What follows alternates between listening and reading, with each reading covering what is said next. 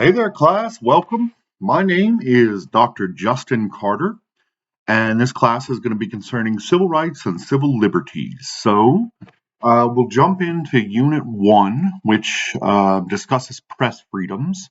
And Unit 1 is going to cover pages 64 to 125, so about 60 pages. Okay, so this first part is going to concern press freedoms. So we're going to discuss Near versus Minnesota in 1931, New York Times versus the U.S. in 1971, and that'll cover this small part of this unit. Okay, so case number 1, Near versus Minnesota. So first, it was a 5-4 vote, so very split. Chief Justice Hughes delivers the verdict. And what is the context for the case? Remember, this is a 1930s Great Depression period. Franklin Roosevelt's just about to become president. Okay, so the Saturday Press was shut down, basically, because the city claimed that the newspaper was being, quote, malicious, scandalous, and defamatory. So why? The city officials claimed that this was because the paper was accusing the city managers, which included the chief of police and the mayor, of being in collusion with a local Minneapolis, Minnesota gangster, a Jewish guy. And the paper, the Saturday Press, was sort of anti Semitic. And also was linking this Jewish gang leader to the city leaders, right? So the district court, the lower court of Minneapolis, ruled that the Saturday Press was defamatory and ordered it to be shut down. But there are problems with the lower court ruling, right? The states, according to the Supreme Court in this case, the states do not have the jurisdiction under the 14th Amendment, which says that states cannot infringe the rights of individuals, and that the federal government can step in and keep that from happening. So the states do not have the jurisdiction under the 14th Amendment to rule on due process or on speech of citizens. So the lower court, the Minneapolis court, and the Minnesota Supreme Court, neither of them have the jurisdiction, right? Okay, so they want to clear up the case. First of all, they say this is not about libel. Second of all, they say they're not concerned with an individual's rights of speech in this case, but rather of media to make charges against public officials. Third, they say the object of the lower court ruling and the law in place in Minneapolis, Minnesota, is not punishment, but rather suppression of information. And fourth, the statute in question not only bans the newspaper from further publication, but also the publishing house itself from publishing anything else in the future, which they say is also unconstitutional. So Hughes declares that the law in question is censorship and that it is unconstitutional. Why does he say this? First, going back historically, he says that sort of the English liberty, the tradition of English liberty, and Blackstone, the philosopher, basically say that a government cannot have the ability to suppress a newspaper before publication, and that the publisher can only be punished afterward if the speech is illegal or wildly obnoxious or whatever. And so that's censorship if you try to censor a publication before it's published, and that the U.S. has to have an extraordinary circumstance for them to be able to step in and tell a newspaper it cannot publish something,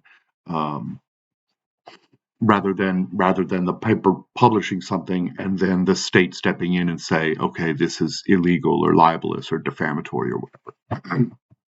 Okay.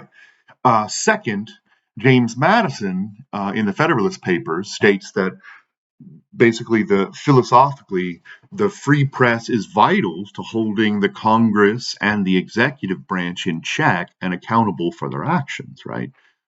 Sort of the fourth estate concept. The media is this sort of alternative branch, right? That keeps the other branches accountable through checks and balances, right, and through information dissemination. Okay, and third, prior restraint can only be used under extraordinary circumstances, such as for national security.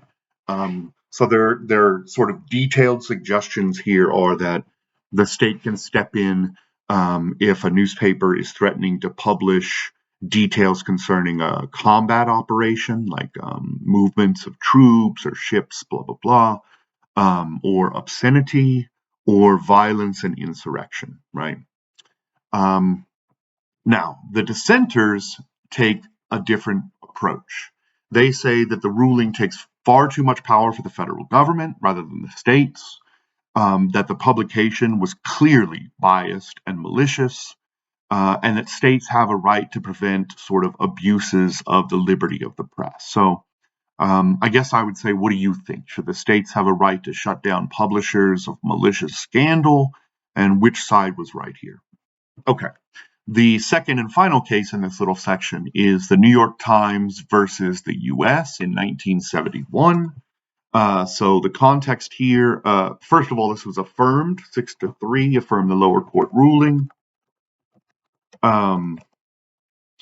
The articles in question, okay, the context for the case is that the New York Times and the Washington Post received information through the sort of deep throat investigations by Bernstein and Woodward at the Washington Post, and then the New York Times had their own investigations into the policies and planning that got us into the Vietnam War. So they were especially looking at the LBJ administration and why we ramped up the war and why we got involved. And they were, using documents and recordings from the president and from world leaders and from the CIA and et cetera. So the U.S. basically caught wind of this and said, "You can't publish this. This is a vital national interest to ensure that our Vietnam War progress continues and that you don't turn the tide against the military and the war, etc." And so the articles in question were titled "History of U.S. Decision-Making Process on Vietnam Policy." And the Supreme Court ruling quotes, "Any system of prior restraint of expression comes to this court bearing a heavy presumption against its constitutional validity." The lower court ruled that the U.S. cannot restrain the articles, and the U.S. court agrees. In concurrence 1, the quote I found important was, "Only a free and unrestrained press can effectively expose deception in government." So this goes back to the Madisonian perception, right? And that the president cannot be given inherent powers to suppress the press. And then concurrence 2 also agrees, but says that the courts should not be used to slow down publications like this in the future. So, this took months.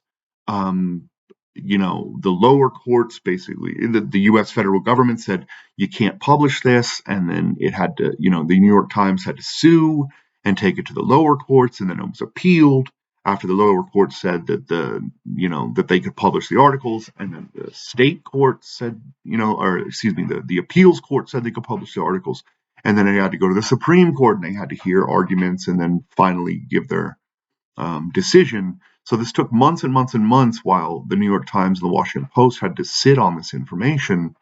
And the concurrence 2 basically says that this is absurd and that the court should not allow this kind of foot dragging in the future.